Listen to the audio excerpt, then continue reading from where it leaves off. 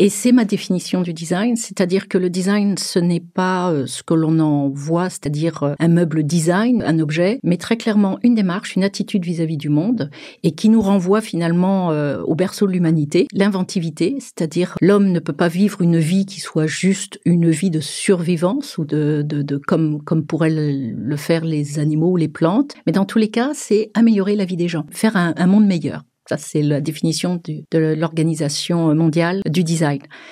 Par contre, il y a eu une rupture dans la définition de ce que pourrait être le design au sens désignio, projeter, sortir de soi une idée et l'instancier avec de la matière et en faire quelque chose qui soit de l'ordre du mieux. C'est l'industrie. Parce que l'industrie, finalement, elle existe depuis le paléolithique, quand elle est devenue révolution industrielle, c'est-à-dire machine ou machinisme. À ce moment-là, le design s'est réduit à la définition d'un modèle. Faire un modèle qui se produit en très grand volume. Et donc, il y a eu cette première rupture. Et la deuxième rupture, et alors là, celle-ci, malheureusement, on en voit les impacts au quotidien tous les jours, c'est après la Seconde Guerre mondiale, où le design, finalement, a alimenté une industrie capitalistique de l'objet, du gadget, et essentiellement avec l'émergence du plastique.